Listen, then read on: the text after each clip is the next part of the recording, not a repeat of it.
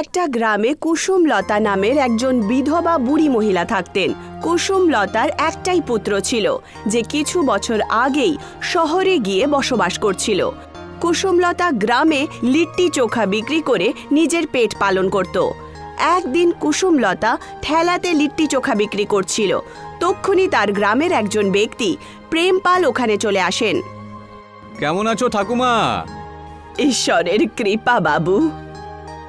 আজকাল দেখছি তোমার এই লিট্টি চোখা খুব কম বিক্রি হচ্ছে। আগের থেকে কম নিশ্চয়ই বিক্রি হচ্ছে, কিন্তু আমার এতটা বিক্রি হয়ে যায় যে আমার বাড়ির উনুন জ্বলে যায়। এখন তোমার বাড়িতে তুমি ছাড়া আর তো কেউ থাকেও না। একজন পুত্র ছিল, সেও তোমাকে ছেড়ে দিয়ে শহরে বসবাস করছে। আর এই বয়সে তুমি আর কত খাবে বলো? এখানে কোনো কাজে এসেছিলেন প্রেমপাল? দেখো ঠাকুমা, তোমার লিট্টি চোখা খুব একটা ভালো লাগে না আমার। ওর মধ্যে স্বাদ নামের কোনো জিনিসই নেই।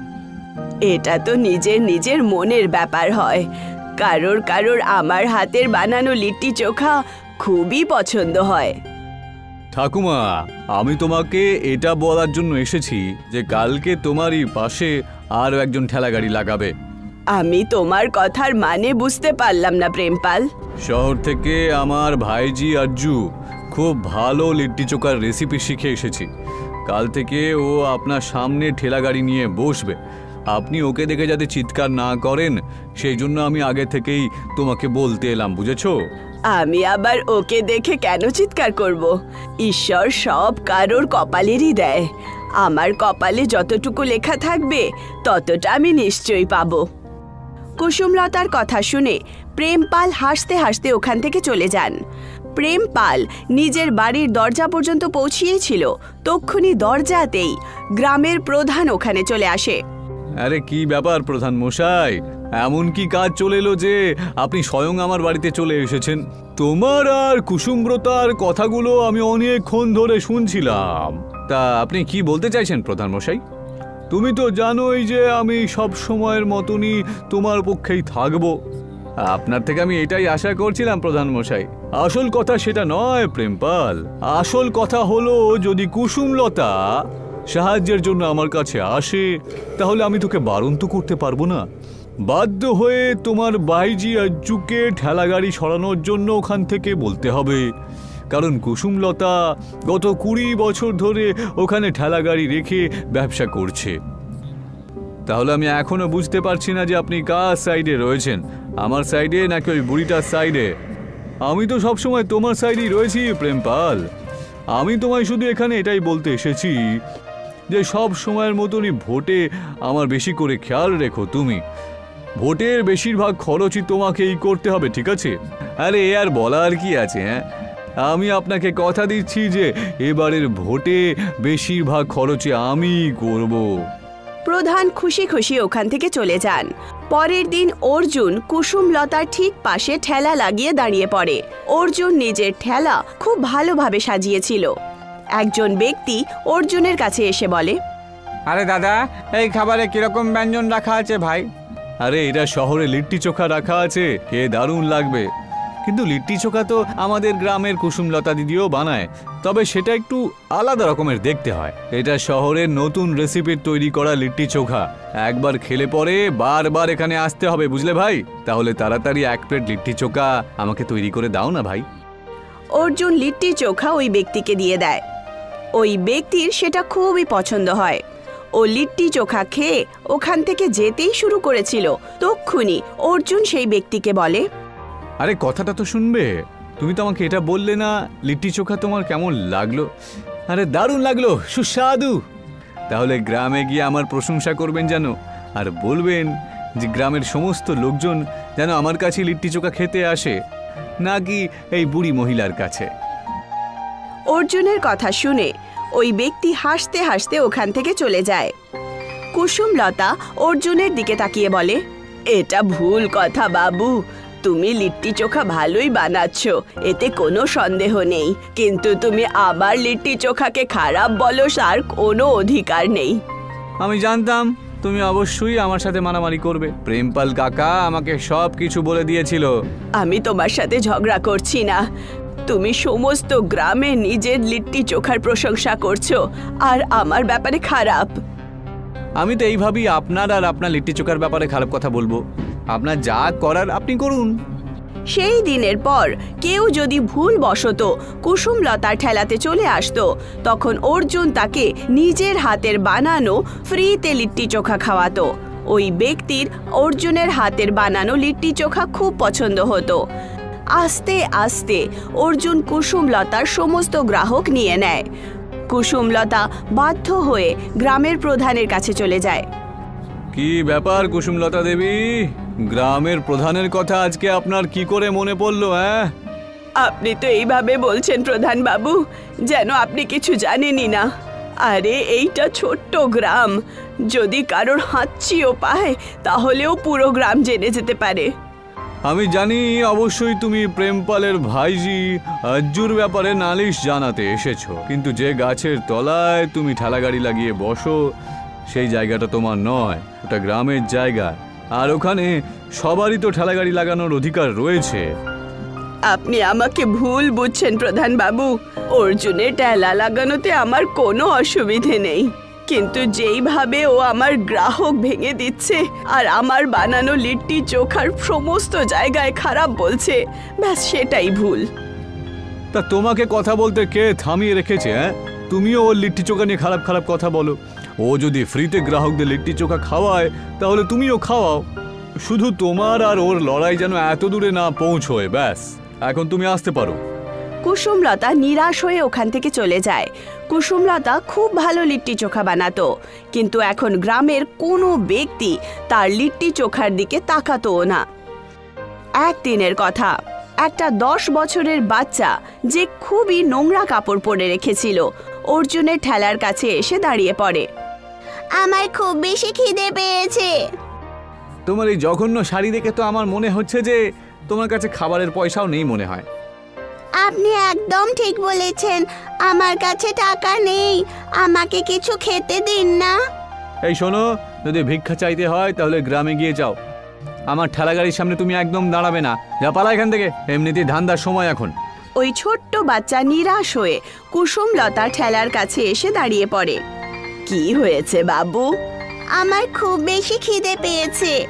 তোমার নাম কি? আমার নাম রাধা। কুসুমলতা 1 প্লেট লিট্টি চোখা রাধাকে দিয়ে দেয়। রাধা কিছুক্ষণের মধ্যেই সমস্তটা খেয়ে নেয়। আর খাবে বাবু? হ্যাঁ, এটা তো খুবই স্বাদ। কুসুমলতা হাসতে হাসতে আরও 1 প্লেট রাধাকে দিয়ে দেয়। রাধা দ্বিতীয় প্লেট লিট্টি চোখা খেতে খেতে হাসতে হাসতে বলে, আপনি তো খুব ভালো লিট্টি চোখা বানান। হ্যাঁ, কিন্তু আমার হাতের বানানো লিট্টি চোখা এখন গ্রামের কোনো ব্যক্তি খায় না। যদি আপনি লিট্টি চোখাতে ম্যাগিও মিশিয়ে দেন তাহলে আপনার ম্যাগি লিট্টি চোখার কোনো প্রতিযোগিতা হবে না। যে কেউ খাবে সে কোনোদিন স্বাদ ভুলতে পারবে না। আরে বাবু, আমি গ্রামের অশিক্ষিত লোক, আমাদের সময়ে তো লোকেরা ম্যাগি জানতো না। আমি কি করে বানাবো বলো? তুমি চিন্তা করো না, আমি কাল সকাল 5টার সময় তোমার বাড়িতে আসব, তোমাকে সব কিছু বুঝিয়ে দিয়ে যাব। এইটুকু বলে রাধা ওখান থেকে চলে যায়। কুসুমলতা তার কথায় একদম মন দেয় না। সকাল 5টার সময় কুসুমলতা ভোরবেলাতেই উঠে পড়ত। কুসুমলতা ঘুমিয়ে উঠিয়েছিল, তক্ষুনি তার দরজার কড়াতে কেউ বাজাতে শুরু করে। এত সকাল সকাল কে হতে পারে, গিয়ে দেখছি। কুসুমলতা যেইমাত্র দরজা খোলে তখন তার সামনে রাধা দাঁড়িয়েছিল, যার হাতে একটা ছোট্ট মেশিন ছিল। ভেতরে এসো রাধা, আমি তো তোমার ব্যাপারে ভুলেই গেছিলাম। আমি জানতাম যে তুমি ভুলে যাবে, কিন্তু আমার মনে ছিল। এটা তোমার হাতে কি? এটা একটা মেশিন। এই মেশিনের ভেতরে নিজের হাতের বানানো আটা যেইমাত্র দেবে না, ওর ভেতর থেকে অনেকগুলো ম্যাগি বেরিয়ে আসবে। আর এই ম্যাগিটা তুমি লিট্টি চোখাতে মিশিয়ে দিও, তারপর দেখো সমস্ত গ্রাম ম্যাগি লিট্টি চোখার গন্ধে দৌড়ে চলে আসবে। কুসুমলতা সেরকমটাই করলো। সে নিজের হাতের বানানো আটা সেই মেশিনে দিয়ে দেয়। আর সেই মেশিন থেকে অনেকগুলো তৈরি হওয়া ম্যাগি বেরোতে শুরু করে। রাধা কুসুমকে ম্যাগি লিট্টি চোখা বানানোর প্রক্রিয়াও বলতে শুরু করে। কিছুক্ষণের মধ্যেই কুসুমলতা সব বুঝে যায়। এখন আমি যাচ্ছি, কিছুদিন পর আসবো, ততক্ষণ এই মেশিন তুমিই রেখে নাও। পরের দিন কুসুমলতা ম্যাগি লিট্টি চোখা ঠেলা লাগায়। আরে এ কি ঠাকুমা, মনে হচ্ছে তুমিও তোমার ওই লিট্টি চোখার মধ্যে ম্যাগি মিশিয়ে দিয়েছো। এটা তো নিশ্চয়ই বিষ হয়ে যাবে। এখন ওগুলো কে খাবে এখন? তক্ষুনি ওখান থেকে একজন ব্যক্তি যাচ্ছিল। সেই ব্যক্তি সঙ্গে সঙ্গে কুসুমলতার কাছে এসে বলে, আরে খুব ভালো গন্ধ বেরোচ্ছে বটে। এইটা কি ধরনের খাবারের গন্ধ? আমার হাতের বানানো ম্যাগি লিট্টি চোখার। অদ্ভুত ব্যাপার তো। যতদূর আমি জানি চোখার ম্যাগি আলাদা আলাদা খাবার বটে। এই ধরনের মিক্স খাবার তো আমি কখনো খাইনি বটে। তাড়াতাড়ি আমাকে 1 প্লেট দিন বটে। কুসুমলতা একটা প্লেটে ম্যাগি লিট্টি চোখা সেই ব্যক্তিকে বার করে দিয়ে দেয়। ওই ব্যক্তি কিছুক্ষণের মধ্যেই সব খেয়ে নেয়। আরে বাবা বাবা, দারুণ লাগলো আমার। ওই ব্যক্তি বলে ওঠে যে এটা এতটাই টেস্টি সে কখনো ভাবেইনি। এইটুকু বলে সেই ব্যক্তি ওখান থেকে চলে যায়। আর অর্জুন রাগের চোটে নিজের দাঁত পিষতে থাকে। কিছুদিনের মধ্যেই পুরো গ্রামে কুসুমলতার হাতের বানানো ম্যাগি লিট্টি চোখা প্রসিদ্ধ হতে শুরু করে। এখন অন্যান্য গ্রামের লোকেরাও কুসুমলতার হাতের বানানো ম্যাগি লিট্টি চোখাই খেতে আসতো। আর এই কথাটাই অর্জুনের ভেতরে ভেতরে খুব চিন্তিত করে তুলেছিল। এখন অর্জুনের ঠেলার সামনে কোনো কুকুরও দাঁড়াতো না। অর্জুন রাগের চোটে প্রেমপালের কাছে গিয়ে বলে, এসব কি কাকা? প্রতিদিন আমার ক্ষতির পর ক্ষতি হয়ে যাচ্ছে, আপনি কিছু করছেন না কেন বলুন তো? এই তুমি চিন্তা করো না, আজকে বিকেলের মধ্যেই প্রধানের সাথে আমি এই ব্যাপারে কথা বলবো। ওকে বলবো আমি ভোটে অর্ধেক পয়সা খরচ করতে পারবো না। হ্যাঁ, যদি আমি অর্ধেক পয়সা খরচ করব তাহলে তার বদলে প্রধানকে আমার সঙ্গ দিতে হবে। প্রেমপাল বিকেলবেলা প্রধানের কাছে চলে যায়।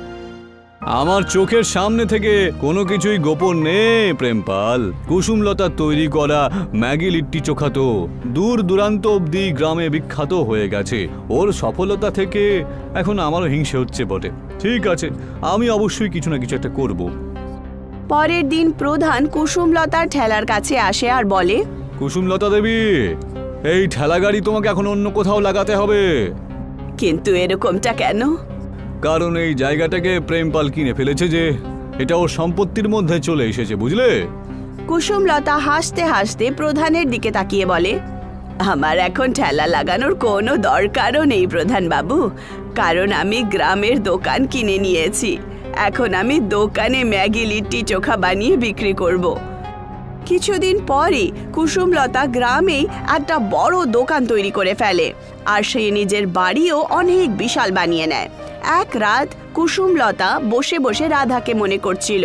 তক্ষুনি তার দরজায় কেউ ধাক্কা মারতে শুরু করে। কুসুমলতা যেইমাত্র দরজা খোলে, সে দেখতে পায় রাধা খুব ভালো কাপড় চোপড় পরে একটা সুন্দর ব্যক্তির সাথে দাঁড়িয়ে আছে। আমি এখান থেকে যাচ্ছিলাম, ভাবলাম আপনার সাথে দেখা করে নিই। তোমার মেশিন আমার কাছেই রাখা আছে, তুমি কি নিজের সাথে নিয়ে যাবে না? আসলে সেটা একটা জাদুই ম্যাগি লিট্টি চোখা বানানোর মেশিন। আমি বুঝতে পারলাম না। আমরা এই পৃথিবীতে থাকি না, বরং তুমি বলতে পারো যে আমরা জাদুই দুনিয়াতে থাকি। আর উনি আমার বাবা। আমরা প্রায় সময় আপনার অপমান হতে দেখতাম, যেটা আমাদের একদম ভালো লাগছিল না। আমি আমার বাবার কথা অনুযায়ী এই মেশিন তোমাকে দিতে এসেছিলাম। এখন থেকে এই মেশিনটা তোমার। আমি তোমার সাথে দেখা করতে আবার আসবো। এইটুকু বলে রাধা নিজের বাবার সাথে উধাও হয়ে যায়। কুসুমলতা হাসতে হাসতে দরজা বন্ধ করে দেয়। কুসুমলতা আজও সেই জাদুই মেশিন দিয়ে জাদুই ম্যাগি লিট্টি চোখা বানায়।